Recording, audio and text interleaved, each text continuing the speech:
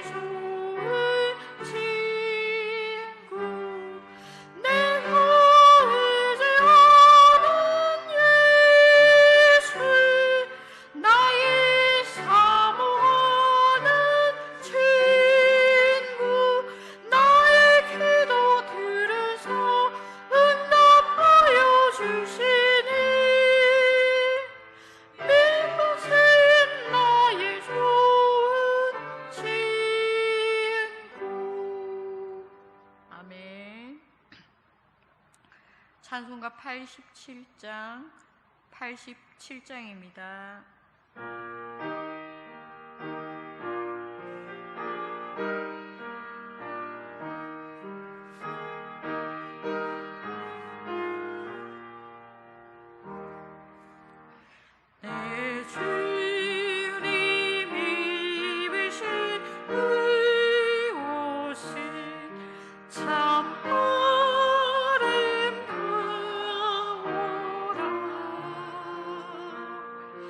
귀한 길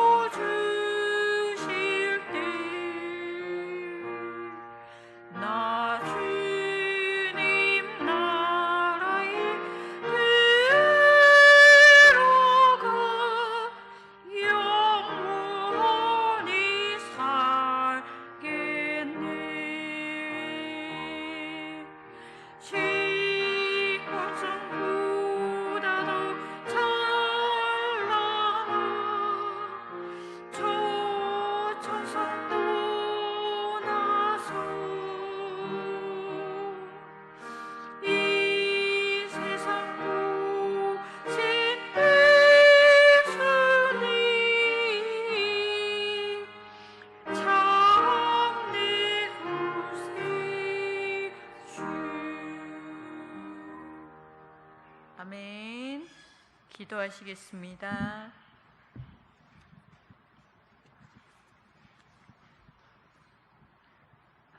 사랑과 은혜가 충만하신 하나님, 기나긴 여름이 지나고 결실의 계절 가을이 돌아왔습니다. 때때마다 적당한 계절을 허락하시고 하나님의 위대하심을 나타내 주시니 감사합니다. 지난 3일 동안도 하나님의 크신 은혜와 사랑으로 우리들을 보호하시고 이 시간 믿음의 자녀들이 주님 앞에 나와 찬양과 예배를 드리게 하심을 감사함을 드립니다. 또한 우리가 시험을 당할 때 인내와 견딤으로 이기게 하시고 하나님께 지혜를 구함으로 믿음으로 의심하지 않게 하여 주시옵소서. 하나님, 우리 성도들 가운데 영적으로 육적으로 어려움을 당하고 있는 분들이 많습니다. 그들이 낙심하지 않게 하시고 하나님께 믿음으로 지혜를 구하게 하시며 우리들도 그들을 돌아보고 기도하며 합력하여 선을 이루는 언양제일교회가 되게 하여 주시옵소서. 우리 교회가 후원하는 선교지를 기억하여 주시고 필리핀, 아프리카, 일본, 중국까지 하나님의 나라가 날로 확장되어 가게 하여 주시옵소서. 하나님, 우리 교회가 추수감사절을 맞아 기간별 찬양율동 대회를 합니다. 모두가 한 마음으로 준비하여 하나님께 영광 돌리는 축제의 시간이 되게 하여 주시옵고 한 사람도 한 기간도 소외되는 사람이 없게 하여 주시옵소서. 말씀을 전하시는 목사님과 함께 하여 주시고 우리들은 말씀에 순종하는 삶 살아가게 하여 주시옵소서. 예수님 이름으로 기도드립니다. 아멘.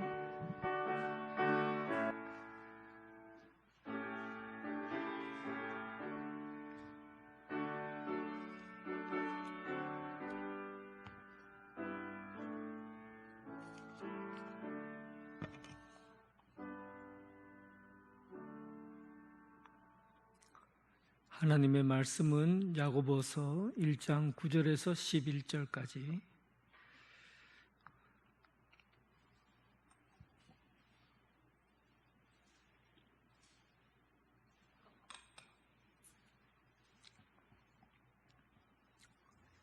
야고보서 1장 9절에서 11절 우리 다 함께 합심해서 같이 합독하겠습니다.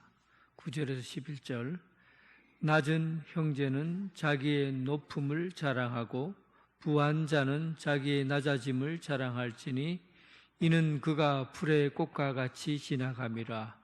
해가 돋고 뜨거운 바람이 불어 풀을 말리면 꽃이 떨어져 그 모양의 아름다움이 없어지나니 부한 자도 그 행한 일에 이와 같이 세잔하리라. 아멘.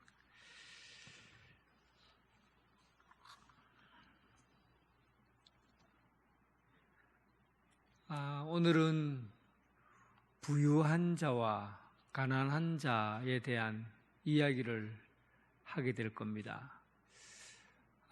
실제로 이 세상을 세상적인 관점에서 나누고자 하면 이 세상은 부유한 자와 가난한 자, 이 두 종류로 나눌 수가 있습니다. 그런데 이 가난과 부유함이라는 것이 실제로 신앙생활 하는 데에서 가난하게 살아야 되는가 아니면 부유하게 살아야 되는가, 부자가 되면 안 되는가, 또 가난하게만 살아야 되는가, 뭐 이런 내용들을 한 번쯤 신앙생활 하면서 생각해 볼 거예요. 그런데 세상에서 가난한 사람이 어떻게 만들어지고 부유한 사람은 어떻게 이루어집니까? 우리가 생각할 때는 가난하고 부유한 것이 단순히 인간의 게으름이나 부지런함에 의해서 결정되는 것 같지만 실제로 가난의 문제는 정치적인 문제에 더 가까워요. 사람이 가난해지고 부유해지는 것은 누군가 게으르게 살아서 열심히 일을 하지 않아서 가난해지고 열심히 노력하고 그렇게 해야 부유하게 되고 이런 구조로 세상은 되어 있질 않아요. 여러분, 정직하게 세상을 바라보면 가난의 문제는 우리가 최초에 이 세상이 그 세상의 구조가 바뀌어 간 것을 제1의 물결이라고 하고, 또 두 번째에 이 시대가 바뀐 것을 제2의 물결, 또 세 번째 이 세대가 바뀐 것을 제3의 물결, 오늘 우리가 제3의 물결의 흐름 속에 사는데, 부유하게 된 것과 가난하게 된 것이 제1의 물결에서는 어떻게 이루어나냐 하면, 채집 활동을 하다가 사람이 농사를 지으면서, 농업혁명이라고 그러죠. 농사를 지으면서 세상이 확 바뀌어버려요. 그래서 농사를 지으려고 하면 사람이 모여야 되고, 기술을 익혀야 되고, 또 가축을 모아서 기르게 되고, 이렇게 하다 보니까 사람들이 많이 모이는 그 지역을 가지게 되고, 사람이 많이 모이니까 기술력도 발전하고, 또 군사도 있어야 되고, 사람들이 그런 양육을 하다 보니까, 가축을 양육하다 보니까 여러 가지 기술과 능력이 생기는 거죠. 그냥 채집 활동을 하는 사람들은 당연히 쫓겨나게 되고 그 땅을 빼앗기게 됩니다. 이렇게 하면서 농사를 미리 깨우친 나라들이 부유하게 되고, 그렇지 못한 나라들은 축소가 되고 빼앗기게 되는 거죠. 그래서 이런 부분에서 이제 세상이 바뀌어가는 거거든요. 부유한 나라와 가난한 나라들이 어떤 과정을 거치느냐에 따라서 나라가 부유하게 되고 가난하게 됩니다. 개인적으로도 국가적으로도 이 세상이 이렇다 하지만은 돈의 부유함과 가난함은 대부분 다 이런 정치적인 문제에 관계가 되어 있어요. 아프리카는 대부분 가난한 나라인데 유독 아프리카에서 굉장히 잘 사는 나라가 있습니다. 그 나라의 GDP가 얼마냐 하면 1인당 국민소득이 4만 불 정도 돼요. 그러니까 4천만 원 훨씬 넘는, 개인당 1인 소득이 4천만 원이 넘는 부유한 나라로 지표가 그렇게 보여집니다. 그런데 그 속을 들여다보면 그 나라가 국민들 99%가 가난한 백성이더라는 거예요. 가난한 나라, 가난한 사람들이에요. 그런데 어떻게 그 나라가 1인당 국민소득이 4천만 원이 넘는 그런 돈을 액수가 결정될 수 있었느냐 보니까 그 나라가 석유가 많이 나요. 석유가 많이 나니까 그 석유를 팔아서 부유하게 된 거예요. 근데 그 석유를 누가 독점하고 있냐면 대통령 한 사람과 그의 가족이 독점하는 거예요. 결국은 99%의 사람들은 석유가 땅에서 나도 자기 것으로 한 푼도 자기가 쓰지를 못하고 0.1%에 해당하는 대통령과 그의 가족들이 모든 재산을 다 가지고 있는 거예요. 99%의 사람들은 하루 세 끼 음식을 못 먹어 굶어 죽는 사람이 있고, 나머지 0.1%만이 대단한 부를 자기 자손과 후손 대대로 누리며 사는 거예요. 이런 구조 가운데에서 가난한 사람은 가난해질 수밖에 없고 부유한 사람은 부유하게 되는 거죠. 그래서 선진국이라고 하고 복지국가라고 하면 이런 불공평의 문제들이 어느 정도 해결된 거예요. 우리나라 같은 나라들은 그래도 이런 불공평한 내용들이 해결이 된 거죠. 그러니까 열심히 일하고 땀 흘리면 어느 정도 먹고 살 수 있는 그런 나라가 되면 이 가난의 문제나 부유의 문제가 편중되질 않아요. 그러나 대체적으로 이런 부분 때문에 가난과 부유함이 결정이 되거든요. 그런데 초대교회에도 사실은 마찬가지입니다. 그때는 전쟁을 통해서 나라가 부유해지는, 그러니까 로마의 통치 아래에 있었기 때문에 힘을 가진 나라가 부를 가지는 거예요. 그래서 전쟁을 통해서 많은 나라를 땅을 차지하면 그 사람들을 다 노예로 삼고 생산하고 그리고 이제 누릴 수 있는 부를 다 누리게 되는 거죠. 그래서 로마 시민으로 태어난 사람은 그 부가 계속해서 이어지지만 로마 시민이 아닌 사람들은 가난을 물려받게 되는 거예요. 이런 문제가 사실은 세상 가운데 평배해 있는 겁니다. 그래서 부유하게 사는 사람은 그 삶 자체만으로도 그 인정을 받고 인간다운 삶을 살고 풍요로운 삶을 살지만, 가난한 사람들은 가난한 것뿐만 아니라 정치적으로도 억압되고 노예 생활을 하게 되고 또 자손들에게 후손들에게 물려줄 것은 가난밖에 없는 거예요. 이런 시대적인 불공평의 문제가 사실은 그 초대교회 안에도 그대로 내재해 있는 겁니다.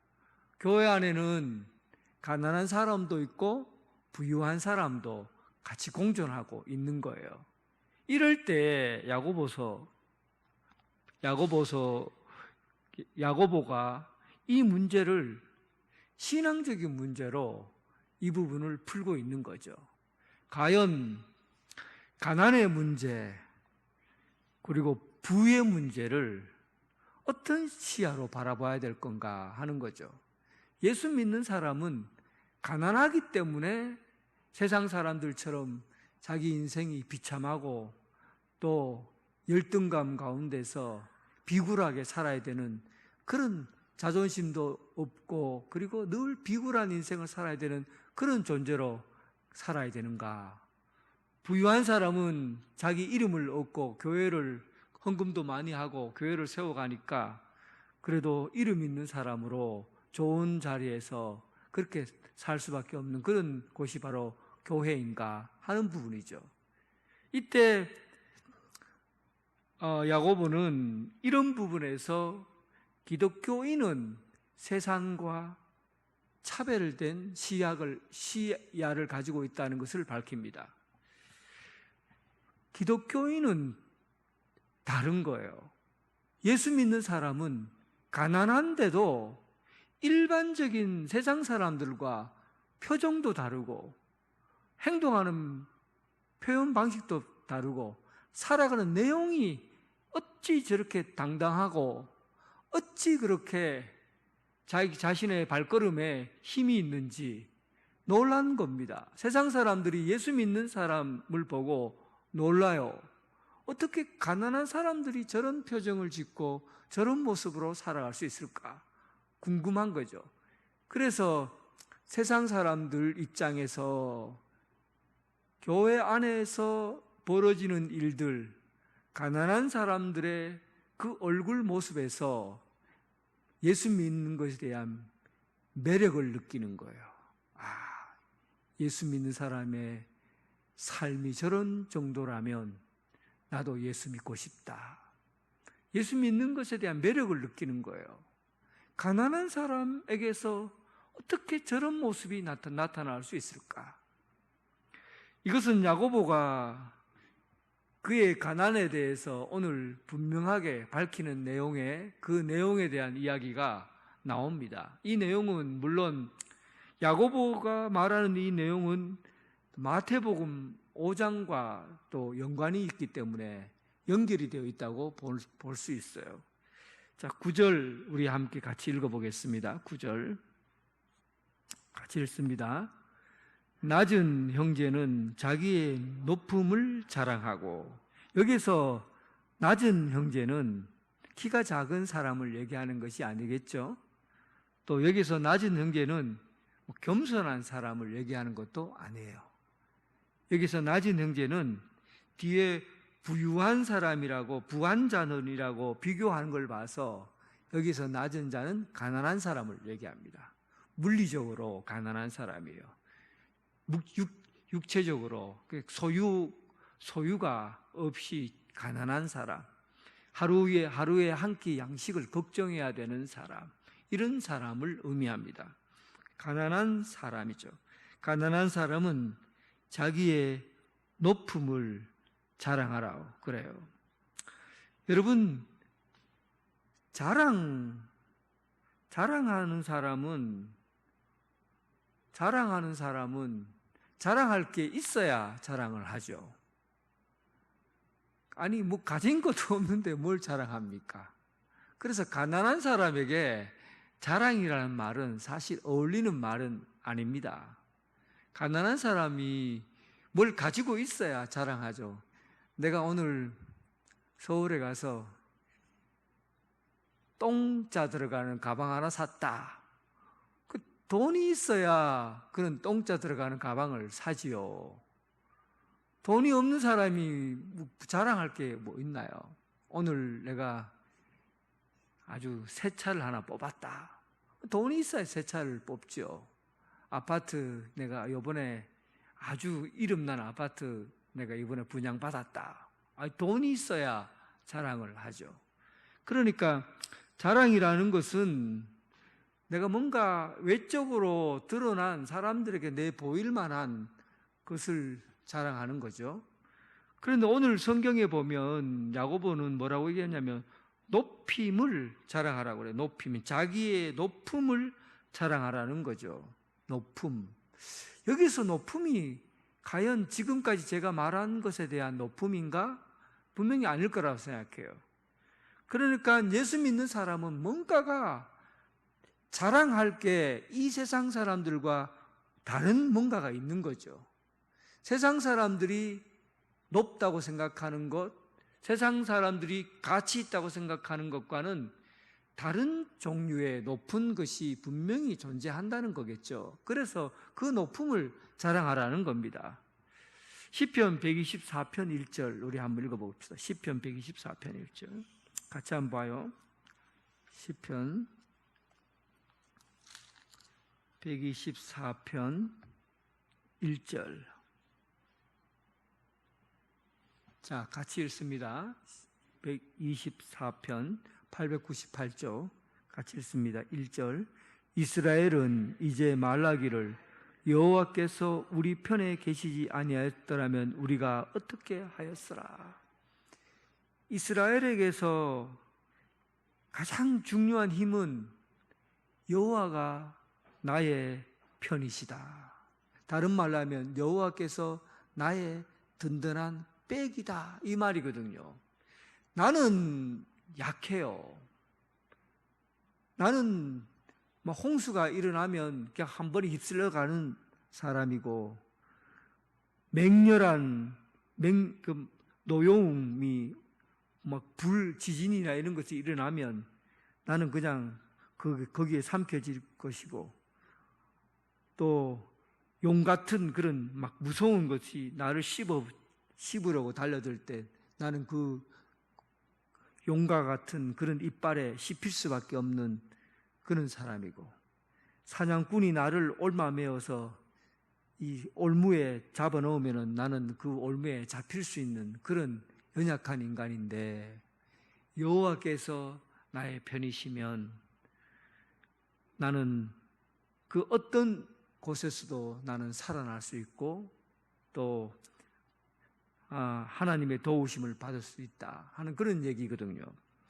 그러니까 오늘 우리 그리스도인들은 우리가 이 세상에서 뭔가 세상 사람들이 높이는 것과는 뭔가 다른 게 있다는 거죠. 그것은 바로 내가 내 혼자 힘으로는 살 수가 없지만은 나를 지키시는 여호와 하나님이 나의 백이다. 나는 가난해요. 나는 힘이 없어. 연약한 사람이에요. 그런데 내가 왜 이렇게 당당하고 그리고 왜 이렇게 나는 다른 사람들보다 훨씬 더 강인한 담대한 모습으로 내가 살아갈까? 그것은 바로 하나님이 여러분들의 편이기 때문에 그렇습니다. 이것을 예수 믿는 사람은 가지고 있는 거예요. 그러니까 우리가 돈 없다고 그리고 가난하다고 가난하면 무시당하는 게 그때 당시의 시대였거든요. 진짜 무시당하는 세대인데 그런데도 불구하고 고개 탁 들고 자신감 있게 당당하게 사는 거예요.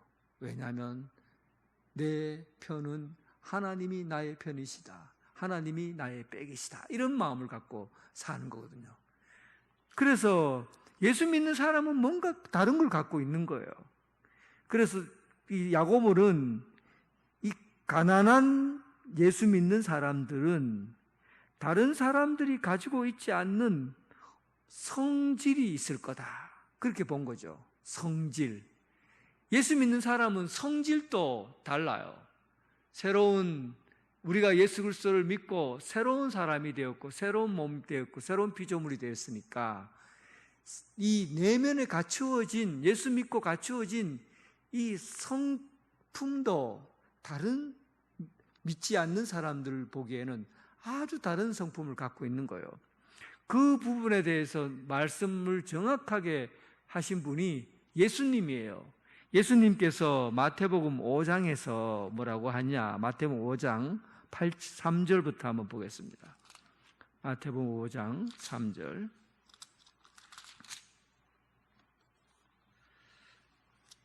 자, 예수 믿는 사람들이 가져야 될 이 성품, 성질, 저 사람은 참 매력적인 사람이야, 어떻게 저런 성격을 가질 수 있을까? 예수 믿는 사람은 좀 다르네 하는 것을 예수님이 정확하게 말씀해 놓으신 내용이 바로 팔복의 말씀이에요. 우리는 팔복이라고 하면 어떻게 하면 사람이 복 받으며 살까라는 부분에 초점을 맞추고 이 말씀을 보는데, 야고보서가 가진 시야를 본다면 그것은 그냥 단순히 복 받는 비결을 설명한 것이 아니라 우리가 기독교인으로서 가져야 될 성품을 얘기합니다. 그래서 예수 믿는 사람은 저런 삶의 태도를 가지고 저런 심장을 가지고 저런 마음을 가지고 사는 사람이구나. 예수 믿는 사람은 다르다, 참 매력적이다, 나도 예수 믿고 싶다, 이런 마음을 갖게 된다는 거죠. 자, 그럼 여러분들이 한번 얘기해 보세요. 예수 믿는 사람은 어떤 사람입니까? 첫 번째 어떤 사람입니까? 심령이 가난한 자입니다. 심령이 가난한. 두 번째는요, 애통하는 자입니다. 세 번째는 온유한 자입니다. 네 번째는요, 의에 줄이고 목마른 자. 일곱 번째는요, 다섯 번째는요, 긍휼히 여기는 자. 일곱 번째는요, 마음이 청결한 자. 마지막 여덟 번째는 화평케 하는 자. 마지막 여덟 번째는 의를 위하여 박해를 받는 자. 이게 바로 그리스도인들이 가지고 있는 예수 믿는 사람은 다르네 하는 마음과 또 삶의 태도예요. 요거는 좀 짧게라도 조금 다루면 좋을 것 같아요. 여러분들이 마태복음 산상수훈하면서 들은 이야기지만 아마 잊어버렸을 가능성이 99.9%니까 여러분들 이 본문을 잠깐 이제 설명을 좀 붙이고 내용을 정리하는 게 좋을 것 같아요. 예수 믿는 사람이 뭐가 저렇게 다르지? 내면에서부터 가지고 있는 이 내적인 자세가 다르고 겉으로 사람을 대하는 태도가 다르다는 것을 알게 돼요. 예수 믿는 사람이 이 부분에서 차이가 있는 것. 가난한 사람이든 부유한 사람이든 특히 가난하다고 여기는 저 사람들은 어떻게 저렇게 다를까? 그들은 심령이 가난한 자라는 겁니다. 심령이라는 것은 뭐 마음이라고 해도 되고요. 그래서 이 마음 안에다가 심령이 부유하다는 것은 뭐죠? 내 마음에다가 뭔가를 채우려고 하는 거겠죠. 가득 채우려고 하고 내 욕심을 자꾸 채우려고 하는 마음, 이런 사람은 심령이 부유한 사람이에요. 그런데 예수 믿는 사람은 내 안에 내 것을 자꾸 채우려고 하는 것이 아니라 내 안에 내 것이라는 것을 비우는 사람이죠. 없애는 거죠. 사도 바울은 이런 사람을 뭐라고 얘기하냐면 내 것을 죽이는 사람이라고 그렇게 표현했어요. 내가 가지고 있는 것을 죽이는 사람. 좀 더 지저분한 얘기 같지만은 내가 가지고 있는 것들을 나는 내 배설물로 여긴다고 말했을 정도예요. 그러니까 심령이 가난한 자라는 것은 세상 것에 의해서 내 내면이 채워지는 것이 아니라 오직 주님의 것으로 내 내면이 채워지고 내 안의 것을 싹 비워내는 사람을 의미합니다.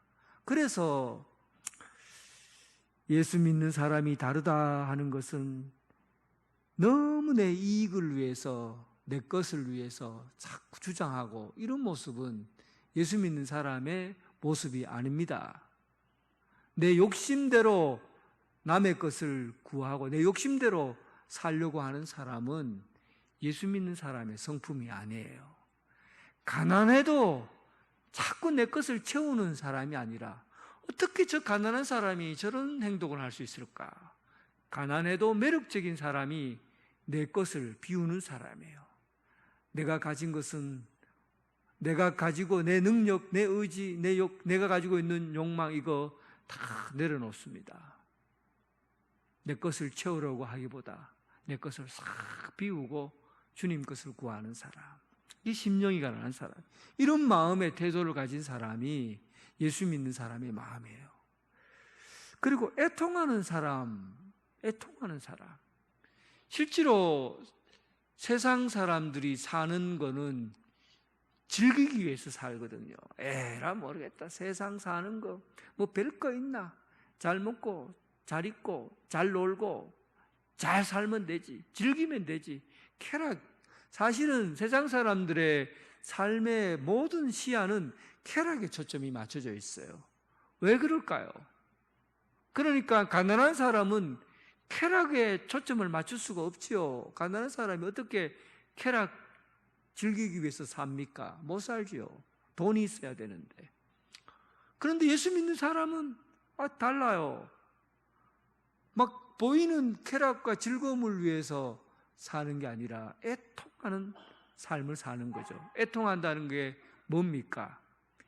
죄에 대해서 민감한 거죠. 세상이 왜 저렇게 악한가? 또 내 안에 이런 무서운 죄가 들어있는가?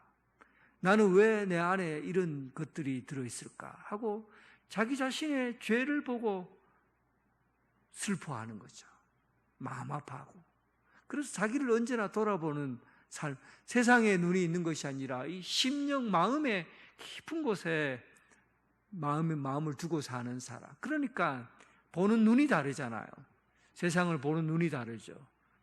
예수 믿는 사람은 세상의 쾌락을 쫓아 사는 것이 아니라 영적인 깊은 내면을 가지고 사는 사람이구나 하는 것을 알게 된 겁니다. 그런 사람이 예수 믿는 사람의 모습이에요. 그래서 너무 막 쾌락을 쫓아 사는 것에 시야를 두지 않아도 된다는 겁니다. 온유한 자는 사실은 이제 관계에서 오는 복이잖아요. 관계에서 오는 복. 그러니까 아브라함이 그 조카 룻에게 네가 어디를 선택하느냐, 먼저 선택해라. 네가 좌하면 나는 우하고 네가 우하면 나는 좌할 것이다. 이런 아브라함의 모습을 보고 온유한 자라고 그래요. 그래서 내 것을 먼저 채우려고 하는 것이 아니라 남의 것을 먼저 채우려고 하는 거죠. 그러니까 이 가난한 예수 믿는 사람들은 자기도 가난하고 힘들고 못 살면서 자기 자신의 것을 채우려고 하지 않는 거예요. 남의 필요를, 이웃의 필요를 생각하는 거죠. 다르다. 참 매력 있는 사람들이다. 어떻게 저런 삶을 가지고 살아갈까? 나도 힘들고 어려운데도 불구하고 내 것보다는 상대방의 필요를, 아브라함이 지금 당장 자기 것을 채우기에 급한데 조카에게 모든 것을 양보하는 그런 자세, 예수 믿는 사람들의 마음이 태도죠. 그리고 의에 줄이고 목마른 자, 의에 줄이고 목마른 자. 실제로 줄이고 목마르다 하는 것은 하나님과 관계에서 줄이고 목마른 겁니다. 하나님을 찾기에 갈급하고 하나님 말씀을 먹기에 목마르고. 그러니까 결국은 의에 줄이고 목마른 자라고 하는 것은 하나님과 깊은 만남과 사귐을 의미하는 거죠. 결국은 우리는 세상 사람들은 세상 것에 목이 말라 있어요. 그래도 뭐 많이 먹고 많이 가지고 많이 누릴 수 있는 것에 목말라 하거든요. 그런데 예수 믿는 사람은 많이 먹고 많이 누리고 많이 가지는 것에 즐거움을 갖는 것이 아니라 하나님과 동행하는 것에 대한 즐거움을, 하나님 말씀 듣는 것에 대한 즐거움, 하나님과 함께 하나님의 것을 아뢰고 하나님과 교제하는 것에 대한 즐거움을 갖는 거거든요. 그러니까 우리 믿는 사람의 욕망은 하나님을 더 깊이 알고 하나님과 교제하고 성령의 빛 가운데 동행하고자 하는 그런 예수님과 사귀는 즐거움을 가지려고 하는 겁니다. 그래서 다른 거예요. 그래서 여러분들이 세상 사람들과 다른 겁니다. 그렇지 않습니까? 여러분, 하나님 말씀 듣는 게 즐거운 거예요. 하나님 말씀 듣는 게 즐거운 거예요. 하나님 앞에 나와 기도하고 하나님께 아뢰고 하나님의 목소리를 듣고 순종하는 삶이, 그게 기쁜 거예요. 그런 즐거움과 기쁨이 세상 사람들과 다른 겁니다. 그래서 이것은 우리가 가난하든 부유하든 세상 사람들은 모르는 거예요. 우리만 알아요. 이것이 얼마나 즐거운 일인가. 그리고 우리는 긍휼히 여기는 마음을 가지고 살아요. 긍휼히 여기는 마음. 긍휼히 여기는 마음은 이 믿는 사람들은 공감하는 능력이 뛰어나다는 겁니다. 참 마음 아픈 사람에게 가서 그 아픔을 함께 위로해주고 또 즐거워하는 사람이 있으면 함께 즐거워해주고, 그래서 그런 사람과 함께 있으면 그냥 옆에 가만히 있어도 그냥 치료가 되는 것 같고 옆에 가만히 있어줘도 위로가 되는 거예요. 이게 긍휼히 여기는 마음이에요. 예수 믿는 사람은 이런 마음을 갖고 있는 거죠. 그래서 사람을 만나면 아픈 사람이 옆에 있으면 그 사람이, 예수 믿는 사람이 옆에 있는 것만으로 치료가 되는 것 같고 위로가 되고 더 마음이 기뻐요. 이런 긍휼히 여기는 마음이 우리 그리스도인들에게 있는 겁니다. 가난해도 만나고 싶은 거예요. 저 사람 정말 지질이 못 살고 궁색하게 사는데, 그런데 전화하고 싶은 거죠. 만나고 싶은 거예요. 함께 나 네 만나고 싶다. 얘기 좀 해줘. 나 너무 힘들다. 같이 좀 있어줘. 그 긍휼히 여기는 사람의 마음에서 나오는 태도예요. 마음이 정결한 자는 사람이 단순한 겁니다. 정결하다, 이것과 저것이 분명한 거예요. 깨끗한 것과 더러운 것이 분명한 것이죠. 그리고 생각이 복잡하지 않아요. 단순한 겁니다. 예수 믿는 사람이, 여러분, 저 사람 몇 번을 만나도 저 속을 모르겠다, 이거는 단순한 정결한 삶이 아니에요. 몇 번을 만났는데도 저 사람 속을 모르겠어. 내게 좋게 대하는데 진짜 저 사람이 좋게 대하는 건지, 속에 다른 마음을 품고 대하는지, 겉으로만 좋게 대하고 겉으로만 잘해주는지 그 속을 모르겠다. 이건 세상 사람들이 가지는 거예요. 바리새인들이 가졌던 태도죠. 그런데 참으로 예수 믿는 사람은 정결한 사람, 그 마음이 단순한 거예요. 보이는 대로예요. 있는 그대로예요. 두 마음을 품지 않고 생각이 복잡하지 않아요. 의를 위하여 사는 사람, 의를 위하여 사는 사람, 하나님의 뜻, 또 하나님의 계획, 하나님이 정하신 목적, 여기에 생각을 두고 마음을 두고 사는 사람. 지금 당장은 도저히 이해할 수 없고 어렵고 받아들이기 힘든데, 그런데 분명히 이 길 가운데 하나님이 내게 계획하시고 정하신 것이 있을 것이다. 하나님께서 나를 위해서 준비해 놓으신 그 뜻이 있을 것이다. 그래서 의를 위하여 사는 사람들은 바로 그런 사람, 예수 믿는 사람들은 언제나 우리 삶 가운데 긴 하나님의 안목을, 하나님의 뜻을 가지고 행동하는 것이죠.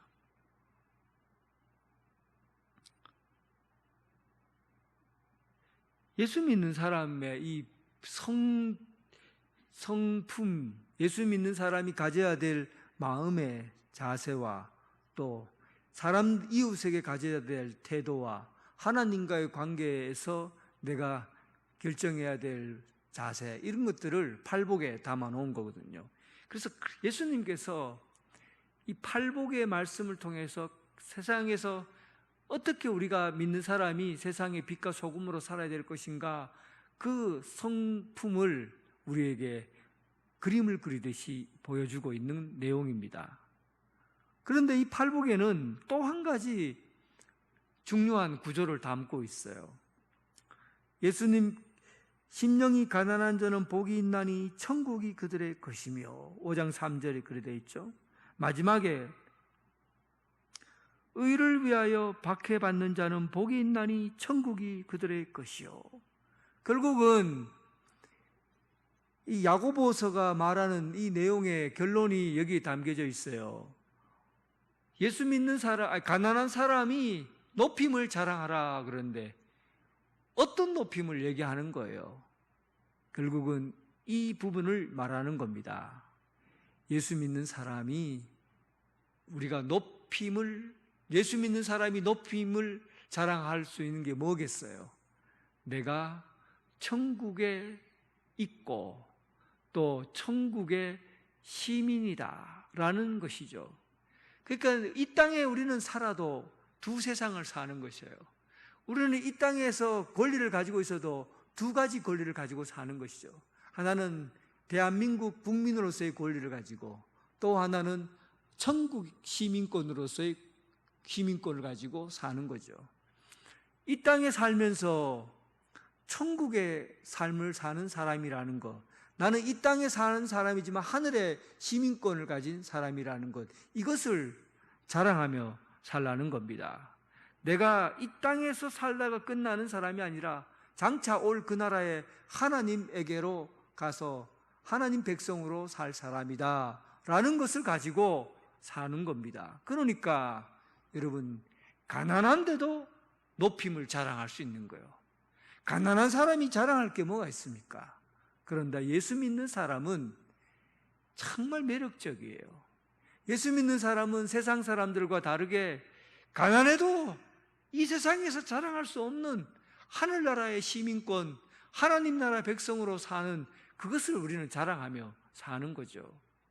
여러분, 하나님께서 우리에게 주신 이 놀라운 영적인 비밀, 그것을 간직한 그리스도인, 여러분, 이런 삶을 우리가 어떤 처지에 있든지, 가난하든지 부유하든지 하나님의 것을 자랑하며 살아가는 여러분 되시기를 주님의 이름으로 축원합니다.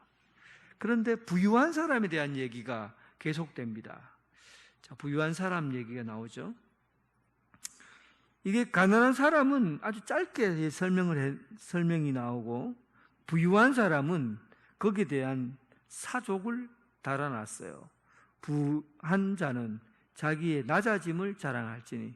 그러니까 부한 자는 원래 높은 것을 자랑해야 되는 게 부한 자예요. 그런데 부한 자는 높은 것을 자랑하지 말고 낮은 것을 자랑하며 살라고 합니다. 이 부분이 가난한 사람은 높은 것을 자랑하라고 하고, 또 부유한 사람은 낮은 것을 자랑하라고 하는 그 이유가, 오늘 뒤에 붙여진 이유가 거기에 있습니다. 부유한 사람이 자랑하라고 하는 것들은 풀의 꽃과 같이 지나가고, 또 부유한 사람이 자랑하려고 하는 것은 해가 돋고 뜨거운 바람이 불어 풀을 말리면 꽃이 떨어지고 그 모양의 아름다움도 없어지고 그의 부한 자들이 행하는 모든 것이 세산하여질, 싹 사라져버린다, 그런 거죠. 부유한 사람이 대단하다고 생각하는 것, 우리가 생각하는 영원할 것 같고 그것으로 인해서 좋을 것 같은 돈을 많이 버는 것도 마찬가지일 것이고 또 인기도 마찬가지일 것이고 그리고 명예도 마찬가지일 것이고 우리는 그것이 계속될 것 같고 그리고 언제나 꽃으로만 남아있을 것 같은데 오늘 우리가 부유해서 가지고 있는 것들이 그게 꽃이 풀에서 꽃이 피어 그 꽃이 한낮의 햇볕에 와르르 무너지듯이 그것은 언젠가 우리가 부유하다고 생각하는 것들이 한순간에 다 사라지게 되는데 그것들이 사라질 때 우리가 그것으로 인해서 이름을 얻고 명예를 얻고 아름답다고 여겼던 모든 것들이 그 꽃이 시들어질 때 같이 시들어지게 된다는 그런 의미입니다. 부유함에 우리가 가지고 있는 부유함의 한계를 얘기하는 거죠. 우리가 가지고 있는 부유함의 한계. 제가 우연찮게 오늘 이렇게 인터넷을 이렇게 보다가 한국 교회에서 그래도 건강하게 목회하시고 은퇴하신 자칭 뒷방 늙은이라고 나는 뒷방 늙은이가 돼야 된다 하고 이제 은퇴하신 목사님 중에 높은 뜻 숭의교회 김동호 목사님의 그 내용을 한번 봤어요. 참 보고 깨달은 게 많았어요. 그분이 높은 뜻 숭의교회를 개척할 때 3달 만에 교인이 1000명이 모이더래요. 3달 만에 교인이 1000명이 모여요. 그리고 1년이 지나니까 또 1000명이 들어오더래요. 2000명이 됐죠. 1년이 지나니까 또 1000명이 더 들어오더래요. 3000명이 됐어요. 5년이 되니까 5000명이 되더라는 거예요. 그래서 교회가 5년 만에 5000명이 됐으니까 큰 교회가 된 거죠. 그래서 학교를 빌려서 하다가 도저히 이게 안 돼서 이제 돈을 지금 이자 학교에서 빌리는 것보다 건물을 새로 짓는 게 좋겠다 생각해서 이제 은행에 가서 돈을 빌리기로 했어요. 분명히 교회가 크니까 돈 빌리는 거는 쉬울 거라 생각한 거죠. 그래서 은행 가서 이제 얼마를 빌리려고 얘기를 했는데 그쪽에서 신용 등급이 안 된다고 거절을 하는 겁니다. 신용이 너무 낮아서 이거 돈을 빌려줄 수 없다는 거예요. 그래서 김동호 목사님 직접 찾아가서 그 이유를 물어보고 싶은 거예요. 아니 우리 교회 교인이 5,000명이다. 1년 예산이 봐라 이만큼이다. 그런데 돈을 못 빌려준다고 하는 신용등급이 낮다는데 도대체 우리 교회 신용이 왜 낮은지 이유를 설명해 달라. 그러니까 그 젊은 사람이 참 기가 막힌 얘기를 하더래요. 목사님 때문에 목사님 1년 만에 오자마자 교인 1000명 되셨죠? 이거 어떻게 아느냐? 와, 너무 신기하더래요. 1000명, 그래, 내 때는 1000명 됐죠. 그 다음에 몇 년 지나고 5년 되니까 5000명 됐다고 그랬죠. 5000명이나 됐죠. 그렇죠. 그 누구 때문에 그래 된 겁니까? 목사님 때문에 그래 된 거죠. 그러니까 신용이 낮은 겁니다. 그러더래요. 왜 내가 이렇게 세워놨는데 왜 신용이 낮은 거냐고 물으니까 목사님 때문에 이렇게 5,000명이 늘었으면 목사님이 혹시 스캔들 때문에 무너지거나 아니면 교통사고 나갖고 죽거나 하면 한꺼번에 확 다 무너질 거 아닙니까? 목사님 때문에 교회가 섰으면 목사님이 없어지면 이게 확 교회가 무너지지 않을 겁니까? 그 얘기에 목사님이 충격을 받은 거예요. 교회가 내 교회가 아니구나. 내 이름으로 세워진 교회가 이게 교회가 아니구나 하고는 교회에 대한 생각들을 확 바꾼 거예요. 교회를 내가 내 힘으로 개척해서 교인들이 많이 오니까 마치 김동호 교회가 된 것처럼 모든 것이 내 힘으로 내 손으로 다 할 수 있는 것처럼 여겼는데, 내가 빠져버리면, 교회도 무너진다면 이것이 진짜 교회인가? 그런 충격을 받은 거죠. 그래서 그해 장로님들에게 그렇게 했대요. 내가 올해부터 안식년을 떠나야 되겠습니다 하고는, 교회 건축하고 뭐 이런 바쁜 일인데 안식년을 떠나겠다는 거예요. 1년 동안 교회를 안 나오겠다는 거예요. 그리고는 억지로 설득해서 안식년을 떠났대요. 그런데 그 주에, 그 다음 주에 1000명의 교인이 빠져나갔대요. 그래서 장로님들이 전화해서 목사님 안 오시면 교회 망하게 생겼습니다. 목사님이 안 나오니까 교회 1000명이 나갔습니다. 그럴 때 김동호 목사님 결단했대요. 그래서 제가 교회 안 가는 겁니다. 내가 없어도 교회가 되어야 교회지요. 내가 있어야 교회가 되면 그게 교회입니까?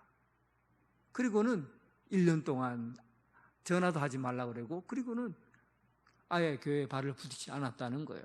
제가 거기서 생각했던 게 이거예요. 교회라고 하는 것이, 오늘 보세요. 유복한 사람은, 유복한 사람. 어쩌면 요즘 한국 교회에 사실은 저를 포함해서 가장 큰 문제점은 뭡니까? 교회가 유복한 사람들에 의해서 움직여져야 된다고 생각하는 거예요. 유복한 사람들, 담임 목사든 장로님이든 어떤 그룹에 의해서 교회가 움직여져야 된다고 하는 착각 가운데 사는 거예요. 대형 교회가 되면 담임 목사가 왕이에요. 왕의 절대 권력을 가지고 움직이는 거죠.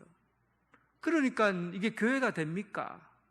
교회는 담임 목사의 교회가 아니고, 장로의 교회도 아니고, 그리고 권사의 교회도 아니고, 헌금 많이 한 사람의 교회도 아니에요. 교회의 주인은 누굽니까?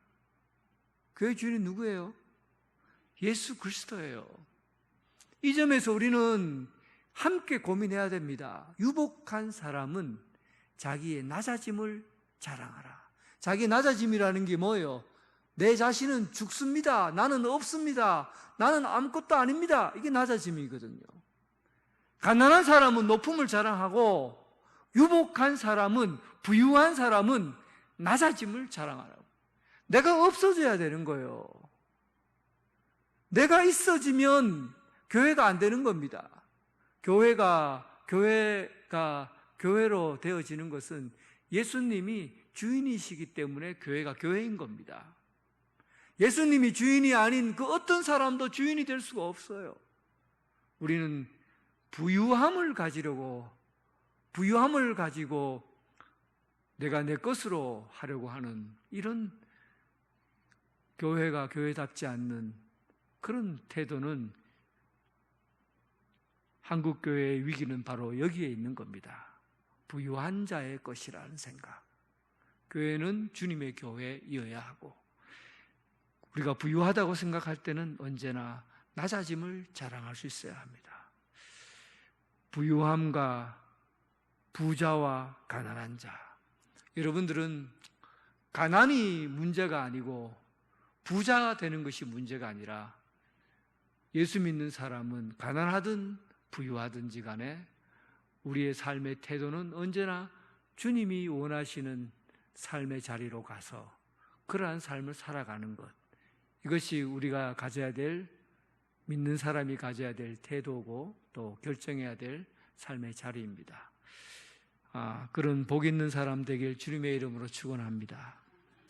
우리 함께 기도하겠습니다. 오늘날 우리 세상은 참으로 불공평합니다. 불공평하기 때문에 가난한 자와 부유한 자가 나뉘어져서 구조적으로 악한 구조 가운데 삽니다. 이러한 가운데서도 예수 믿는 사람이 예수님의 성품을 가지고 또 세상의 소금과 빛의 역할을 잘 감당할 수 있는 교회 되도록 그렇게 기도합시다. 그런 성도 되도록 기도합시다.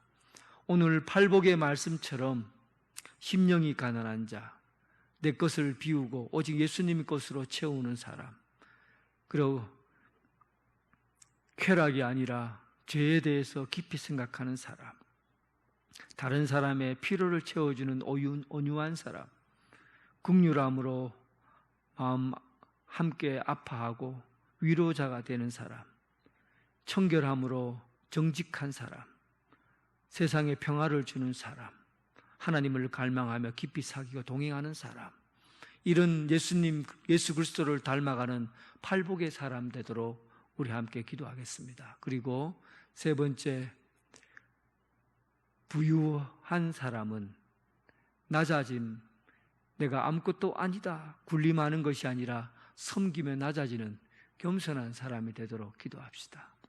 이를 위해서 한국교회 지도자들을 위해서 특히 기도해 주시기 바랍니다. 한국교회 지도자들이 바른 생각을 가지고 예수 그리스도께서 우리에게 주신 그런 성품과 낮아지는 마음으로 한국교회를 섬길 수 있는 지도자들 댁에 기도합시다. 우리 교회가 주님이 다스리는 교회, 주님만을 높여드리는 교회 되도록 교회를 위해서 기도하시기 바랍니다. 함께 기도하겠습니다. 긍휼과 자비가 풍성하신 아버지 하나님, 오늘 우리나라 한국교회 이곳에 하나님의 자비와 긍휼이 필요합니다. 오늘 우리가 사는 세상은 너무나 불공평합니다. 그래서 가난한 사람과 부유한 사람, 이 땅에 정말 충만하게 있습니다. 아버지 하나님, 우리가 열심히 노력해서 땀을 흘려도 부유하게 되기가 어렵고, 가난한 사람은 늘 가난하고 부유한 사람은 늘 부유한 그런 세상이 되어버렸습니다. 이러한 세상 가운데 우리는 세상을 탓하거나 세상을 원망하거나 세상의 구조를 바꾸는 사람이 아니라 자신이 우리의 내면이 예수 그리스도를 믿는 사람으로 자신이 바뀌어가고 팔복의 사람처럼 하나님 우리 자신을 비우고 긍휼함으로 정결케 함으로 세상에 평화를 주는 사람으로 하나님을 갈망하며 동행하는 삶을 살아가게 하여 주옵소서. 하나님 아버지, 우리가 사는 이 땅에 하나님 교회를 지켜주시고 한국교회 지도자들을 지켜주셔서 이 땅에 사는 교회들이 정말 예수 그리스도를 주인으로 삼고 세상 사람들에게 하나님 아버지 본이 되는 교회가 되게 하시고 매력적인 교회가 되게 하시고 오직 하나님께서 우리를 건지시고 하나님께서 인도하시는 그런 아름다운 교회로 성장해 가게 하여 주옵소서. 교회가 주님이 다스리는 교회 되게 하시고 주님께서 이 세상을 이끌어 가시고 다스리시는 그런 교회로 세워주시고 인도하여 주옵소서. 한국교회 참으로 교회 지도자를 불쌍히 여겨주시고 온전히 부유한 자들이 낮아져서 주님을 섬길 수 있는 그런 성도들 되게 하여 주옵소서.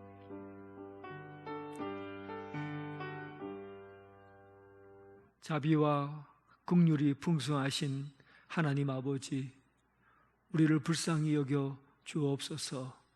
하나님, 우리가 외적으로 물리적으로 가난해서 문제가 아니라 돈이 많아서가 문제가 아니라 부유하든 가난하든 하나님의 말씀에 따라 팔복의 사람으로 살아가게 하여 주옵소서. 아버지 하나님, 이 세상이 참으로 불공평하고 또한 세상이 구조적으로 악한 구조를 가지고 있습니다. 그럼에도 불구하고 예수 믿는 사람으로 세상을 변화시켜 나가게 하시고 예수 믿는 사람으로 하나님 세상의 빛과 소금의 역할을 감당해 가게 하여 주옵소서.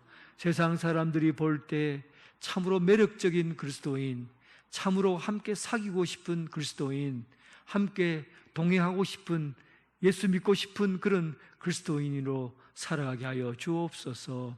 아버지 하나님, 한국교회 지도자들을 불쌍히 여겨 주옵시고 이 땅에 교회를 세우고 또 교회가 잘 되어져 가기 위해 지도하고 영적으로 이끌어가는 지도자들에게 예수 그리스도의 마음을 허락하여 주시고 권력과 힘을 가지고 통치하는 왕같은 그런 사람이 아니라 오직 주님 나라를 위해서 예수 그리스도의 마음을 품고 낮아지고 섬기고 사랑하며 살아가는 영적 지도자들 되게 하여 주옵소서.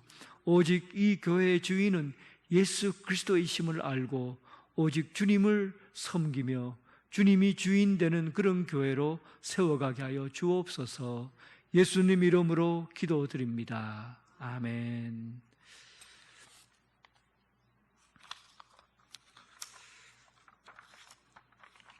예, 교회 소식 전해드리겠습니다. 오는 10월 첫 번째 주일을 재직회가 있습니다. 그리고 몸 찬양대회가 10월 15일 주수감사주일 오후 찬양 예배 때 있는데 잘 준비하십시오. 은혜롭게 잘 준비해서 지금부터 계획해서 모이고 그날 은혜로운 잔치 모임으로 잘 준비해 줄 수 있기를 부탁드리겠습니다.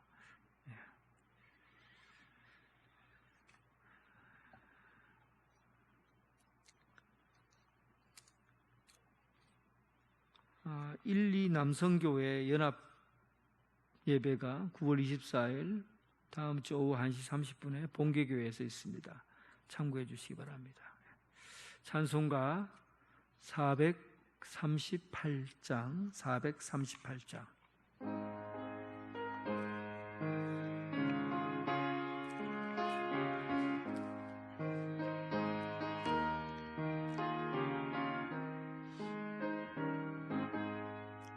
내 영혼이 은총 입어 중한 죄지 벗고 보니 슬픔 많은 이 세상도 천국으로 하도다.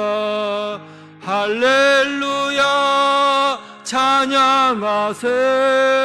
내 모든 죄 사함받고 주 예수와 동행하니 그 어디나 하늘나라 주의 얼굴 뵙기 전에 멀리 되던 하늘나라 내 맘속에 이루어지니 날로 날로 가깝도다. 할렐루야 찬양하세. 내 모든 죄 사함받고 주 예수와 동행하니 그 어디나 하늘나라 높은 산이 거친 들이 초막이나 궁궐이나 내 주 예수 모신 곳이 그 어디나 하늘나라. 할렐루야 찬양하세. 내 모든 죄 사함받고 주 예수와 동행하니 그 어디나 하늘나라. 주님과 주신 기도로 예배를 마치겠습니다. 하늘에 계신 우리 아버지, 아버지의 이름을 거룩하게 하시며 아버지의 나라가 오게 하시며 아버지의 뜻이 하늘에서와 같이 땅에서 이루어지게 하소서. 오늘 우리에게 일용할 양식을 주시고 우리가 우리에게 잘못한 사람을 용서하여 준 것 같이 우리 죄를 용서하여 주시고 우리를 시험에 빠지지 않게 하시고 악에서 구하소서. 나라와 권능과 영광이 영원히 아버지의 것입니다. 아멘.